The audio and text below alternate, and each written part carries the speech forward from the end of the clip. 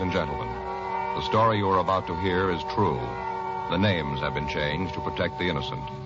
Dragnet.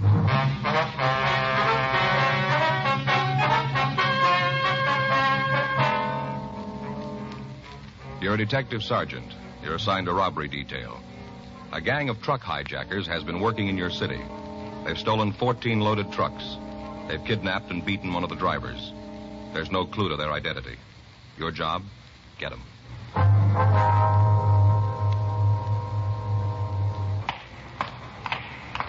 It was Wednesday, June 4th. It was warm in Los Angeles. We were working the day watch out a robbery detail. My partner's Frank Smith. The boss is Chief of Detectives Thad Brown. My name's Friday. We were on the way out from the office, and it was 9:47 a.m. when we got to the county hospital. Ward 419. Hi. Mr. Gilmore? Yeah. I know you guys? No, sir. We're police officers. This is my partner, Frank Smith. My name's Friday. Hi, do. Hello. A couple of stools over there. Drag them up. Sit down. I'll get him. Here you go. Thanks.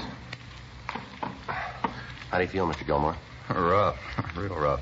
Feel like I've ridden 50 miles in the back of a ready-mixed cement truck. Weren't for the pills they'd be giving me, I think I'd go off my rocker. Mm-hmm. You want to tell us what happened?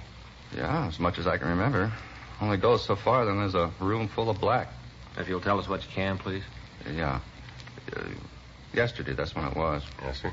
Yesterday morning. I checked in for work. Had a load I was going to take over to Phoenix. Supposed to shove off about 10:15. Did you know what you were carrying? Yeah. I saw the way bill. Some of the stuff they were loading it. Used furniture. Didn't make any difference to me. They load the truck and I'll drive it. Uh-huh. I went across the street. Little coffee place over there. Got my vacuum bottle filled and came back. By that time, they had the truck loaded. I signed the way bill in the office and went out and got into the truck. The two guys were waiting for me. They were in the cab of the truck, huh? Yeah, I was sitting there, kind of scrunched down so you couldn't even see them from the outside. Yes, sir. As soon as I opened the door, one of them had a gun pointed at me. Told me to get into the truck like there was nothing wrong. Just start the motor and get the truck away from me. Did they get out of the truck at that time? No, they were waiting for me when I got there. They told me to drive away, and I did. Wasn't going to mess around with them having a gun. Yeah, go ahead. And we drove about 3 blocks, and he told me to pull into an alley just off of Santa Fe. Santa Fe and what? Do you remember? By Porter Street, between Porter and Enterprise. I see. Like to go ahead? Then they told me to pull into the alley, and when I did, they made me get out of the truck. Took me around back and broke the seal and told me to get inside. And that's what you did? Officer, if they'd have told me to jump off the city hall, I'd have gone ahead and done it with that gun pointed at me. I'm a coward. Fellow waves a gun around, and I'm going to do just like he tells me. Yes, sir. Those guys are mean, you could tell. How's that? Oh, I'm a kind of a student of phrenology. I could tell about those fellas real plain. Student of what? Phrenology. You know, bumps on the head. Oh. They all mean something. Of course, I didn't get a chance to make a good examination of these guys, but I could see it. Real criminal heads. Bumps told me so. One fella had a head that was one of the worst I'd ever seen. Yes, sir. He was mean to his mother, I could tell.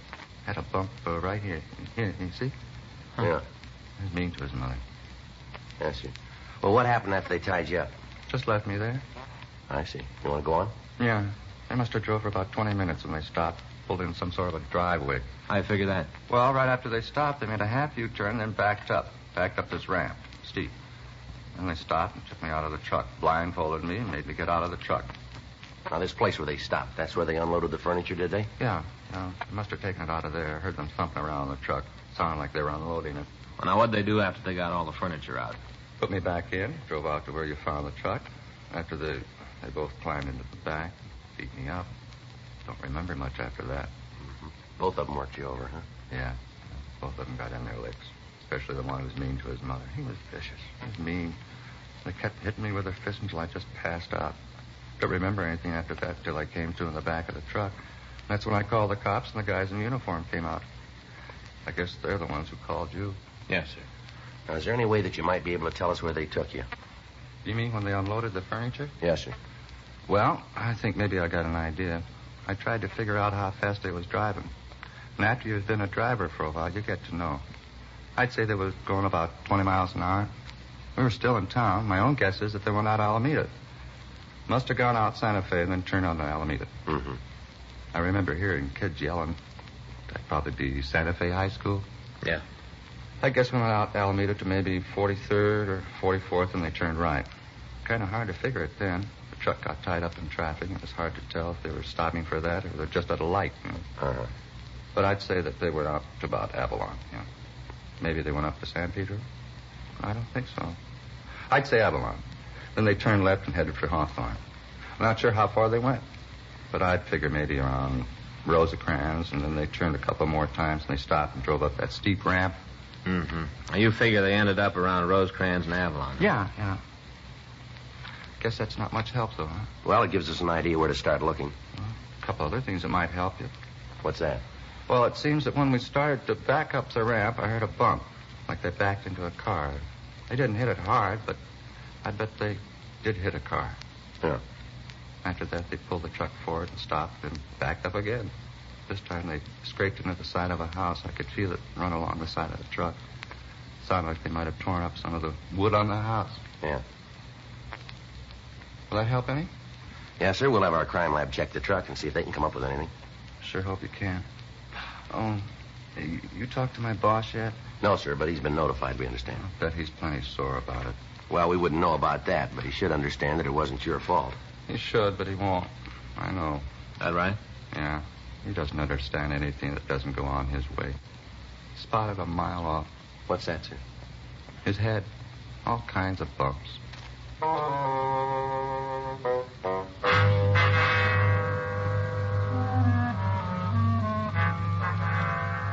10:06 a.m. We continued to question the victim, Russell Gilmore. He gave us descriptions of the two men who kidnapped him. He also told us that at one time he heard one of the men call the other by the name Leo. Further, he told us that when the two bandits had taken him from the truck, they'd placed him in a garage. He was able to feel the wall, and he said that he was sure it was a plaster wall, inasmuch as he could feel the studs and the wire holding the plaster. He said that at one time he heard a woman come out of a house and say something to the thieves while they unloaded the truck. He told us that the garage wasn't very large because there was no echo on the sounds that were made in the building. We called the office and got out a supplementary broadcast on the thieves carrying their descriptions. 10:40 a.m. Frank and I left the county hospital and drove over to Central Station. We went up to the crime lab and talked to Ray Pinker. On the right rear fender, we found evidence that the truck had hit a car. Lifted some paint chips. Got them here. Uh-huh. Looks like a blue car, huh? Yeah. I checked the paint with a Ditzer Production color book. Here, I'll show you. I got all the paints cataloged by color. Uh-huh. Here. This is the one. Yeah, but Ray, there are a lot of blues here. How can you be sure this is it? Well, here. You see they got a color patch on each page in the book? A hole in the patch? Oh, this little hole here, huh? Mm-hmm. Well, we just put this chip we lifted from the truck in the hole. I'll lay it down. Get this lamp. There. Color matches. Get them the same light, and you can see they're the same paint. Huh. Look at that, Joe. Same. Yeah, I see.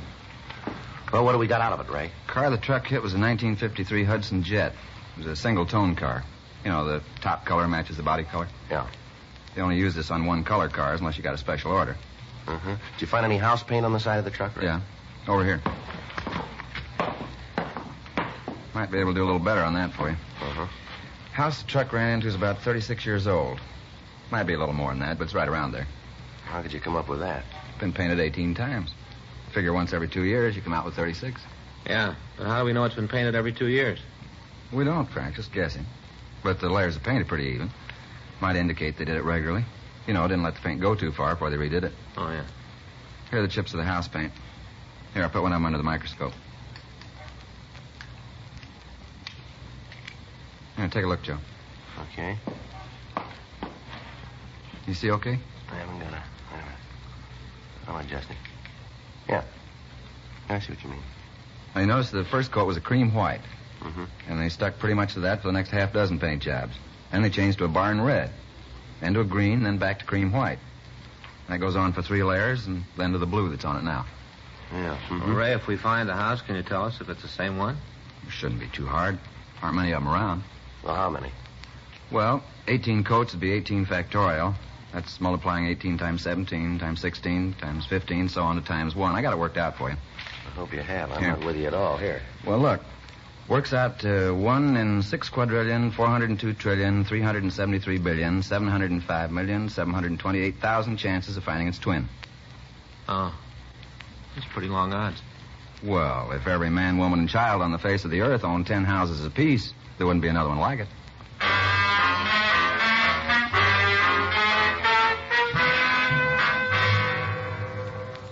11:37 a.m. We put in a call to Leighton Prince. Harlan Stahl told us that his crew had gone over the truck thoroughly, but had failed to come up with anything. We contacted the stats office and asked them to make a run on the M.O. that the thieves had used. They told us that the results would be ready for us late in the afternoon. We contacted hit and run detail, but there'd been no reports that could have been the car that the truck had hit. We went to the office and got a large map of the city, and then we drove out to the county hospital to talk to the victim again. We asked him to trace his movements while he'd been held prisoner in the back of the truck. He drew a line down Santa Fe Avenue, up to Alameda, then over to Avalon Boulevard on 43rd Street. From there, he traced the streets down to Rosecrans Avenue. He drew a circle on the map centered on the intersection of Rosecrans Avenue and Avalon Boulevard. He told us that we'd find the house we were looking for inside the circle. Before we left him, we made arrangements for the mugshots to be taken to the hospital for him to check for a possible identification of the suspects. 12:40 p.m. We contacted Records and Identification Division and asked them if they'd had any luck on running the name Leo. We were told that they had 3 possibles for us. The addresses on the packages were not in the area that had been circled by the victim, Russell Gilmore. We got in touch with Lieutenant Jack Smyers and filled him in on the developments. He called Metro Division and made arrangements for 3 additional teams of men to work with us in a search of the streets within the circle drawn by the victim. He also contacted the divisional commanders and asked for their cooperation. The men were instructed to find a residence with a steep driveway leading to a detached garage. The house would have a wooden porch on the right side of the house as it faced the street. There would be damage to the wood on the porch. Also, there was a possibility that a Hudson automobile would be parked either in the driveway or on the street right next to it. The car would have some damage done to it. 5:15 p.m. Frank and I got back to the office from the search area. Man, I'm sure tired. Oh, I'm with you. A lot of streets out there. Yeah, a lot of houses on the streets. Wonder how the guys from Metro are doing. I don't know. I'll get it. Robbery Friday. Yeah. Just a minute. Let me get there. Yeah, okay. Hang on to it. We'll be right out. Right. Well, the Metro boys did some good. Huh? The house. They found it. The address given us on the phone was 1486 Cedar Street down in Compton. It took us 35 minutes to get out there from the city hall. The officers from Metro Division Reserve stood by until we got there. We found the house located on Cedar between Dwight Street and Tawada Avenue. It was a 1-story frame building with a stucco garage in the rear of the lot. On the left front side of the house was a wooden porch which had been scraped by some large object. Several of the pickets in the railing were broken. On the street in front of the house next door, we found a 1953 Hudson Jet painted a light blue. There was a dent in the left rear fender. We couldn't tell for certain, but the color of the car and the color of the paint on the porch seemed to match the chips that we'd seen in the crime lab. While the officers from Metro covered the rear of the building, Frank and I rang the front doorbell. There was no answer. We checked the garage, but we found nothing that would tie the house owners in with a robbery kidnapping. The interior walls of the garage were rough wooden studs. Between them, we could see chicken wire embedded in plaster. The physical description of the house, the ramp leading to the garage itself, and the car parked on the street matched in every detail the picture that we'd been given by the victim. 6:10 p.m. We got the name Conrad Lewis from the mailbox in front of the house, and while the officers from Metro checked it with our office, Frank and I went next door to talk with the neighbors. Yeah? Wonder if we could talk to you, ma'am. Sure. Who are you? Well, it might be better if we got in off the porch. You ain't coming in here unless I know who and what you are. We're police officers. Oh? Yes, ma'am. Here's our identification. Oh, yeah. Well, come on in. Thank you, ma'am. I'm Myrtle Richards. This is my partner, Sergeant Friday. I'm Frank Smith. Oh, how do you do? How are you, ma'am? You just sit down. I'll turn off the television. Thank you. Comedy. I've seen it before a couple of times. I always laugh at them again, though. They're funny. Yes, ma'am. It's a great boon to the people, television. This one's only 12-inch, but I think maybe next year I'll get a bigger one, maybe even color. They got it now, you know. It's true color. It's beautiful. Yes, ma'am. Of course, I ain't actually seen it myself. I just read about it, you know. Beautiful. Oh, I'm a great fan. I got it on all day, right from the early show to the late show. I understand next week one of them stations is going to start an early show. Now, that'll be nice, won't it? Yes, ma'am, sure. I wonder if we could ask you a few questions. Why, certainly. You just go right ahead. That car out front, does that belong to you? The blue one? Yes, ma'am. Yeah, that's mine. I just got it a few months ago. That's what you're here about, huh? I beg your pardon? About how somebody hit my car. Big dent. Isn't that what you're here for? No, not exactly. Do you know who hit your car? No. I wish I did. If I knew, I'd sue 'em. Imagine hitting a car that's parked right at the curb and not leaving a note or something to say who did it. The person that ran into me must be insured. Wouldn't cost him nothing. All he had to do was leave a card. Yes, ma'am. When was the automobile hit? Do you know? Yesterday morning. I walked down to the market to do some shopping and get some things for dinner, pretzels, potato chips, things to eat while I watched the TV. When I got back, the dent was there. Did it while I was gone. Did it and didn't even leave a card. Yes, ma'am. Could you tell us who lives next door to you, please? Which side? The left side over there. Well, that's Lewis's house. Why are you asking about them? How long have they lived there, do you know? Yeah, I guess it's been about 10 years. They moved in right after Conrad. That's Mr. Lewis, right after he opened up the new store. What line of business is he in? Well, he got some kind of a shipping business. Has deals with different stores all over the state. Did you see Mr. Lewis yesterday? Yes. Matter of fact, I did. He come over like usual at 5:30. He usually come over at that time, does he? Tuesday, Thursday, and Saturday, yeah. You see, there's a TV show he likes to see. I watch it, but his wife don't care for it. She watches something else, so Conrad comes over here. He was here last night. You see him during the day at all? No, I didn't. You know where they are tonight? I'm not sure, but I think they went to the movies. Seems to me Mrs. Lewis said that her and Conrad was going to a show over in town. That's probably for us. I'll get him. I imagine so. Isn't anybody come calling on me this time of night? Oh, it's Henderson, Joe. I'll be right back. Right. Have you noticed any trucks in the neighborhood lately, Mrs. Richards? Oh, well, I'll have to think about that for a minute. Mm-hmm. You don't mean like the garbage you can truck, do you? No, ma'am. Large moving vans. See the others quite a bit. Yeah. Well, now, let me see.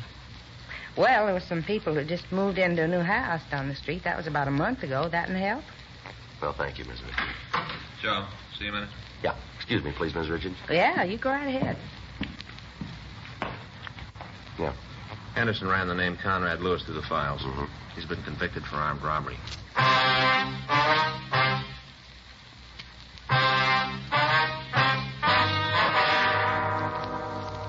The record showed that Conrad Lewis had been arrested for suspicion of armed robbery 10 years before. He'd been brought to trial, convicted, and sent to San Quentin. He'd served 6 years, and then he'd been released. He was not on parole at the time. Frank and I parked our car down the street from Lewis's house, and we waited for him to return. At 10:57 p.m., we saw a dark-colored Lincoln sedan turn onto the street and swing into the driveway of the Lewis residence. A man and a woman got out of the car and entered the house. Frank and I waited a few minutes, and then we walked up to the front door and rang the bell. Yeah? You Conrad Lewis? Yeah, that's right. Who are you? Police officers like to talk to you. Sure, come on in. What's this all about? Something wrong? Do you own a truck? A truck. Do you own one? No. You mind telling me what this is all about? Can you account for your time since Monday night? Why? Can you? Look, I don't know what this is all about, and I'm not going to tell you a thing until you let me know what you want. Now, what do you want? The answers to those two questions. 12:15 a.m. It had been only a little over 48 hours since Russell Gilmore had been kidnapped and beaten, and we had a suspect in custody. However, Lewis refused to admit any complicity in the crime. We talked to him for several hours, but he told us nothing.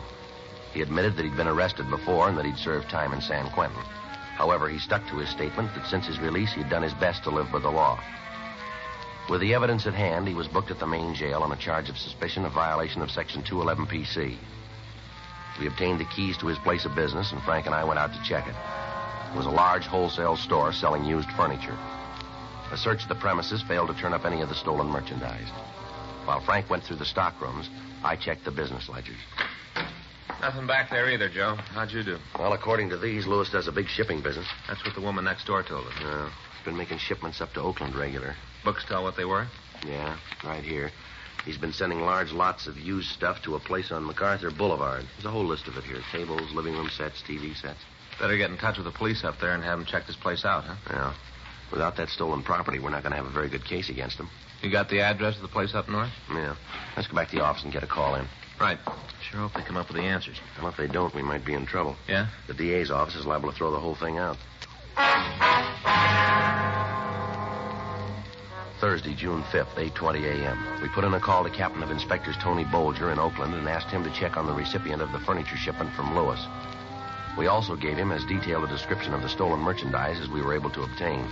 In the meantime, Lewis had been admitted to bail and was released. Thursday, 11:15 p.m. Frank and I got back to the office from checking a lead on one of the suspects who'd driven the truck. I got it. Robbery Friday. Yeah. Yes, it is. All right. Tony Bolger from Oakland. Let's hope we called it. Yeah. Yeah, Tony. Yeah? Well, what'd he say? Well, that's the way it looked from here. What? Yeah, right. Okay, thank you. How about it? When you talk to the man who bought this stuff, he's clean. How about the merchandise itself? It's all stolen.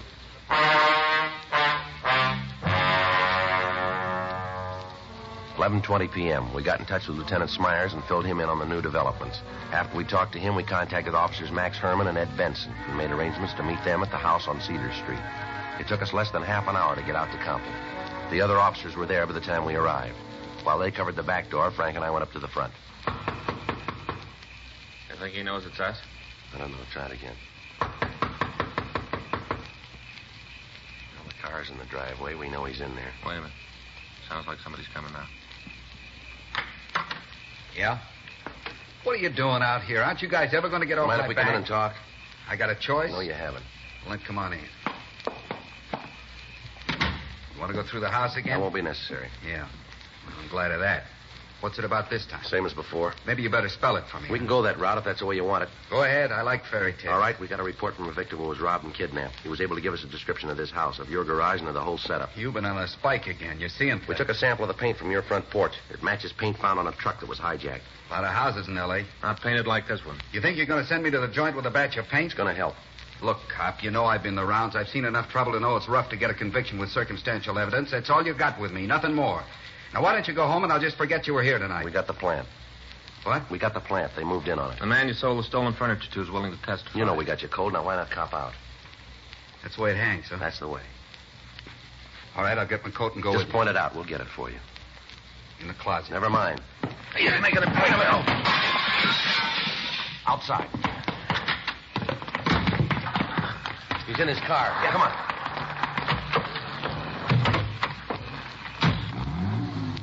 He's heading down toward Rosecrans. Better hit the siren. Right.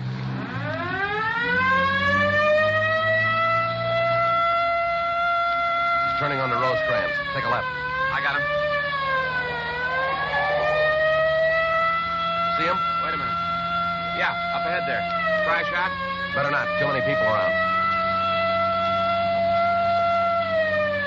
Can't you close in on him? I think we're pulling up.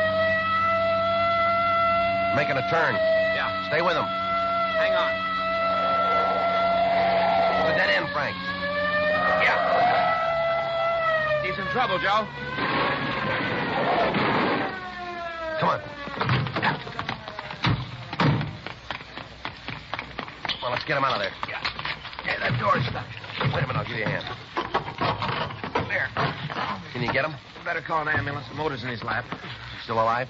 Looks like it. Can you help me here? Yeah, let me get in there. All right. Come on, let's put him down here. Yeah. All right, take it easy, Lewis. I'll call the ambulance. Right.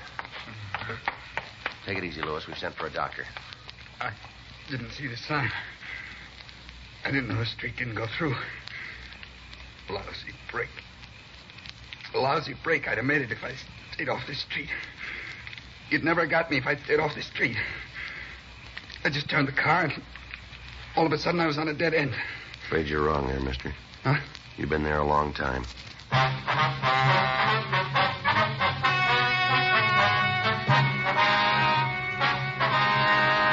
Conrad Austin Lewis and his Confederates were apprehended and brought to trial on 11 counts of grand theft auto and 1 count of kidnapping. They were found guilty and sentenced as prescribed by law. Grand theft auto is punishable by imprisonment in the state penitentiary for a period of not less than 1, nor more than 10 years. Kidnapping is punishable by imprisonment for a term of from 1 to 25 years in the state penitentiary. Dragnet is a presentation of the United States Armed Forces Radio Service.